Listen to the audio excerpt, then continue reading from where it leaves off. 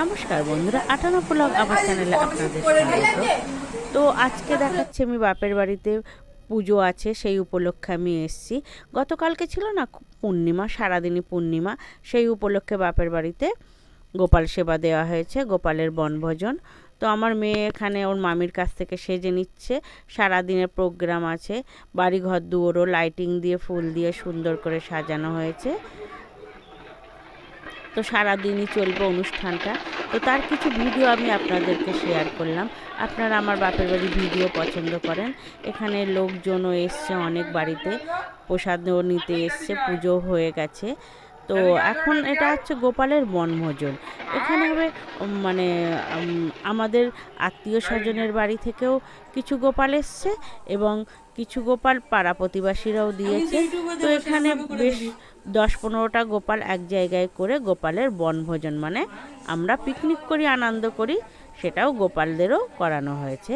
তো এখানে গোপালের জন্য অনেক কিছু আয়োজনও হয়েছে, অনেক রকম ভোগ রান্না হয়েছে, খিচুড়ি, লুচি সব কিছু দেওয়া হয়েছে। আর দেওয়া হয়েছে এখানে ক্যাডবেরি, লজেন্স, ফ্রুটি, দেখুন দই, মিষ্টি, সব কিছু। একটা বাচ্চার যত কিছু লাগে তার জন্মদিনে গোপালকেও ঠিক তত কিছু দিয়েই তার পুজো করা হয়েছে।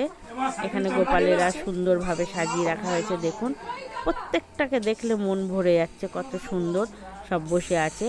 তো এই উপলক্ষে আমাদের বাড়িতে আজকে অনুষ্ঠানটা হচ্ছে। আর খাওয়া দাওয়ারও কিছু আয়োজন করা হয়েছে, অতিথি আসবে অনেক। তো আমার মা রান্না বসিয়ে দিয়েছে, এখানে চাটনি হচ্ছে প্রথমে, যেহেতু চাটনিটা ঠান্ডা খেতে হয়। আর ওদিকে রাইসের সবজিও ভাজা হয়ে গেছে,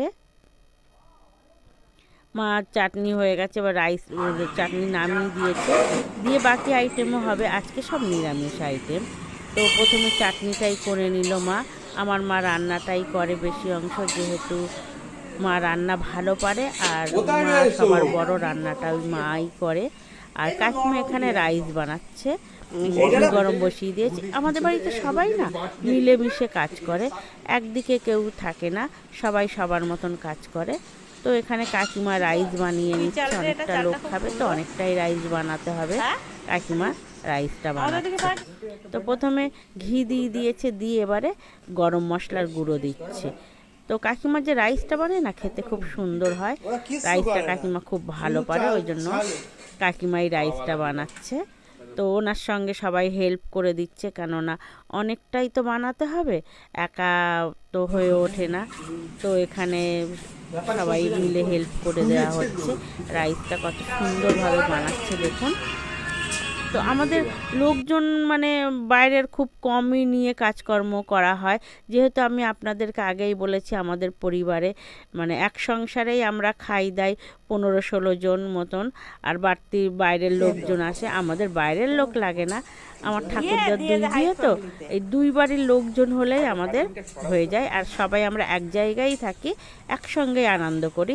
তো আমার কাকিমার কিন্তু রাইস হয়ে গেছে, আর জেঠিমা এখানে মোচা, ওটা অনেকটা মোচা তো হাত দিয়ে চটকানো সম্ভব হচ্ছে না, সিদ্ধ করে দিয়েছে। সেই সিদ্ধ করা মোচাটা গরম গরম তো, ওই জন্য একটা বাটি দিয়ে না জেঠিমা ভালো করে চটকিয়ে নিচ্ছে মোচাটা, যেহেতু এখানে ধোকা হবে, মোচার ধোকা হবে। কাকিমা জেঠিমা খুব ভালো করে না এটাকে মানে পিষে নরম করে নিচ্ছে, ধোকাটা তাহলে সুন্দর হবে। তো মিলেমিশে সবাই কাজকর্ম করে, তো এখানে কোনো অসুবিধা হয় না, খুব আনন্দের সঙ্গেই সব কিছু হয়ে যায়। আমাদের বাড়িতে এই নিয়মটা আছে যে সবাই একসঙ্গে থাকি, একসঙ্গে খাই এবং একসঙ্গে কাজকর্ম করি। ভাই বউরাও দেখুন সবাই মাকে সব হেল্প করে দিচ্ছে, আগিয়ে দিচ্ছে মশলাপাতি করে। এবার সব রান্না বাড়া গুছিয়ে রেখে দিয়ে ওরা সেজে গুজে পুজোয় বসবে, ওই জন্য না রান্নাটা আগে করে নিচ্ছে।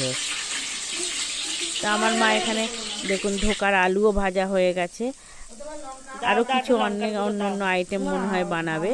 তো যাই হোক, আমি এতটা কিছু দেখিনি, আমি যেহেতু ভিডিও করছি সেহেতু অত দেখতে পাচ্ছি না। আচ্ছা, মোচা কষে নিচ্ছে, কি কি দিয়েছে ওর মধ্যে দিয়ে এটা সিদ্ধ করা মোচাটা না কষে নিচ্ছে।